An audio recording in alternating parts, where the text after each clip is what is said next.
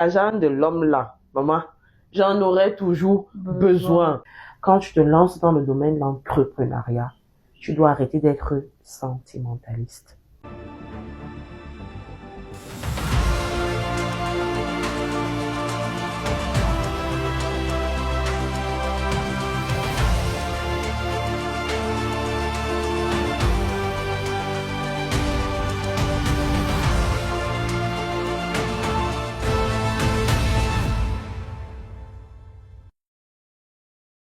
Bonjour Madame Atonganassi Agnès Flora, merci d'avoir accepté notre invitation au sein de Bimedia.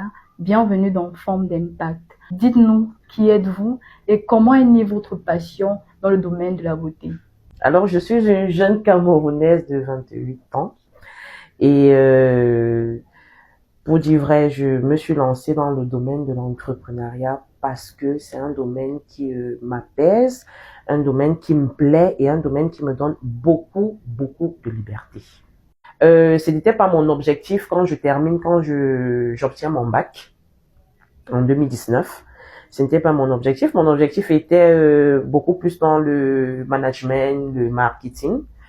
Mais pour des problèmes de santé concernant mon papa avait eu un problème de santé et étant dans une fratrie de 5 enfants où je suis la troisième, j'ai 2 petits frères qui me suivent directement. Les moyens n'étaient vraiment pas ça pour pouvoir aller à l'université et faire le choix de la filière que je voulais faire parce que les montants étaient vraiment exorbitants.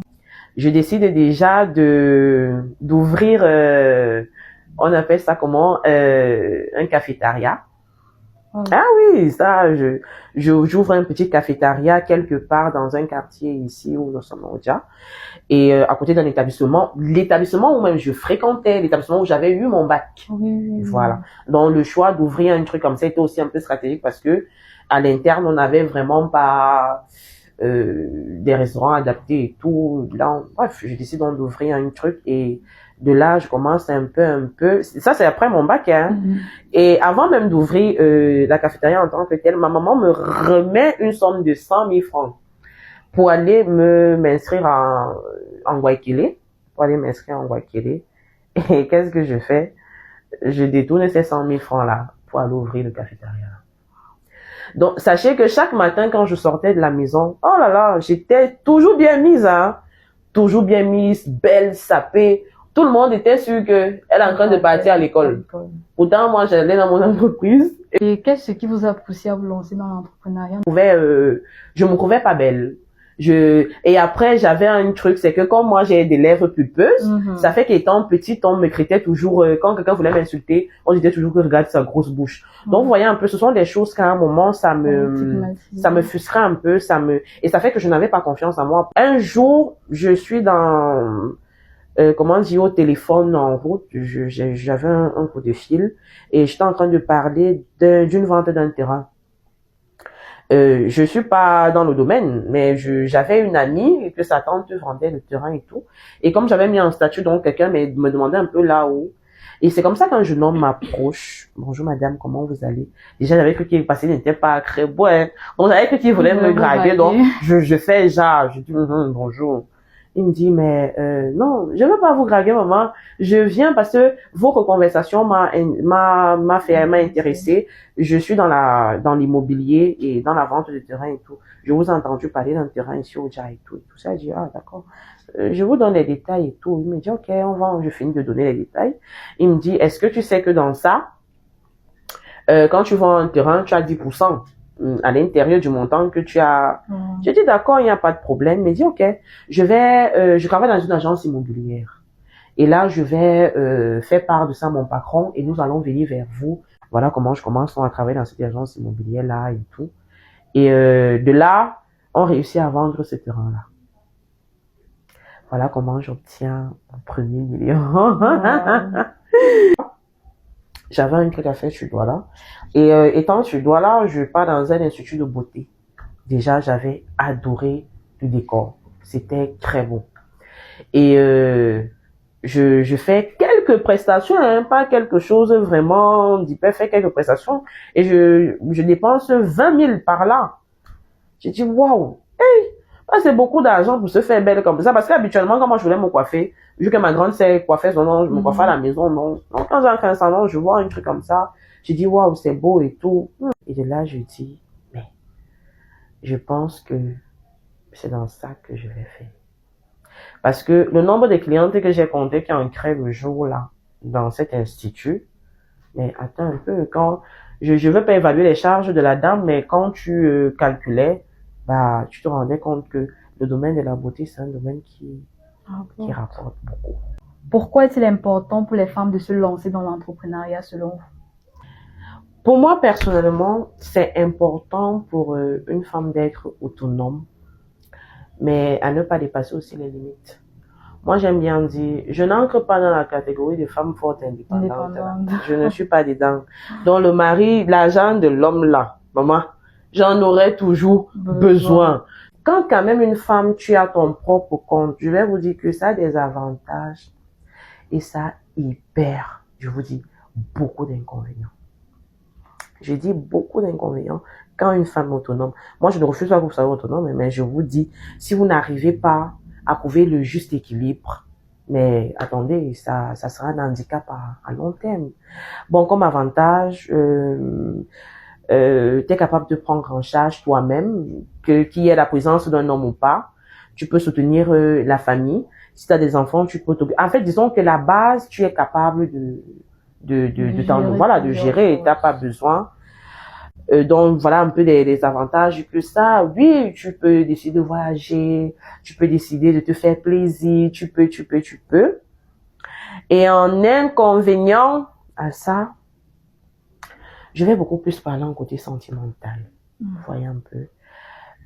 Tu t'ouvres sur un plan où tu n'attires que des gens intéressés. Non, jamais des personnes intéressées. Que ce soit sentimental, que ce soit amical, que ce soit fraternel même. Parce que un homme va venir te draguer, c'est que tu es entrepreneur, c'est que non, tu as ton propre compte. Il va te poser la question, il va te poser, tu vis en famille ou bien tu vis seul. Ma chérie, dis que tu vis seul, tu es foutu. Ah oui, dis que tu vis seul, tu es foutu. Parce que quand tu dis même que tu vis seul, tu te dis non, il va payer mon loyer, mais non, il ne va rien faire. C'est pour ça que je dis, comme on parle de catégorie d'hommes, hein, pour une certaine catégorie, après il viendra, il va s'asseoir, il va même peut-être manger ton propre argent. Oui, il va un peu, il va t'appeler, bébé, est-ce que tu peux m'envoyer des médias? Gigolo. Bébé, oui, je voulais pas employer le terme, mais bon, bébé, est-ce que tu peux? Bébé, est-ce que tu peux? Bébé, est-ce que tu peux? Il a toujours des petits problèmes. Vous dites vouloir contribuer à la baisse du taux de chômage au Cameroun. Concrètement, est-ce que votre activité participe à l'atteinte de cet objectif? Donc, je dirais que effectivement, bien sûr que je participe beaucoup à le taux de la baisse du taux de chômage parce que quand je vois de là où j'ai commencé, je n'avais qu'une seule employée. Aujourd'hui, je parle de 7, 8, c'est beaucoup. Y compris les employés, les formatrices, les élèves, c'est énorme. C'est pour le domaine dans lequel nous sommes, c'est beaucoup. On permet à ces jeunes filles-là de pouvoir se nourrir les enfants, payer leur loyer et tout. Donc, d'être quand même en activité. Dites-nous quelles sont les principales difficultés que vous rencontrez au quotidien. Parlons du secteur. Bon, vu que quand on décide d'entreprendre, forcément, on opte pour le régime informel. Pour le régime informel et forcément, les difficultés sont énormes. Je dirais, déjà, tout commence par les finances parce que les finances restent, comme on dit toujours, l'argent reste le nerf de la guerre. Donc, avoir déjà un petit peu pour pouvoir te déployer, c'est difficile. Maintenant, faire dans la communication du produit, c'est un autre challenge. Avoir un espace commercial, je dis, j'aime dire, l'entrepreneuriat, c'est le cardio. C'est le cardio parce que les charges qui vont avec, on ne compte pas que l'État encore qui vient encore empiéter dans ton business parce qu'il y a des impôts que tu dois payer, les taxes ils sont là-bas chaque jour.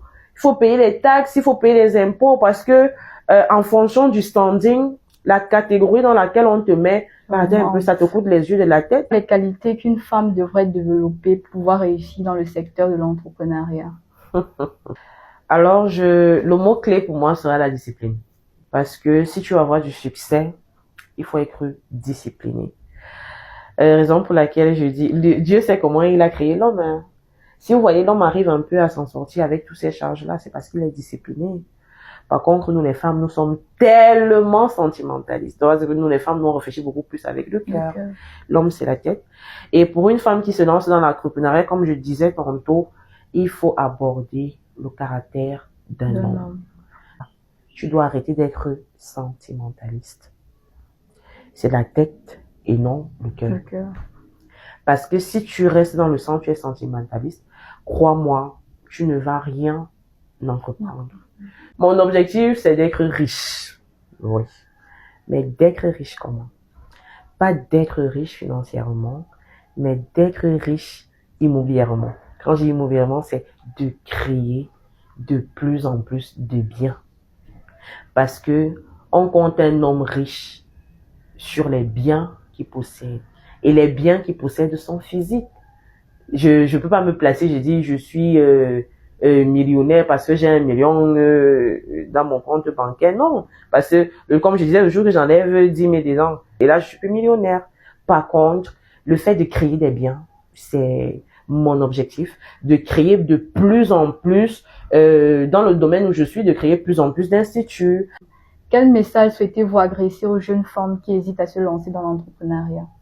Alors, qu'est-ce que je vais dire à mes jeunes sœurs? Je dirais, si tu n'as pas une certaine discipline de vie, si tu n'es pas prête à te sacrifier pour beaucoup de choses, maman, mange ton argent.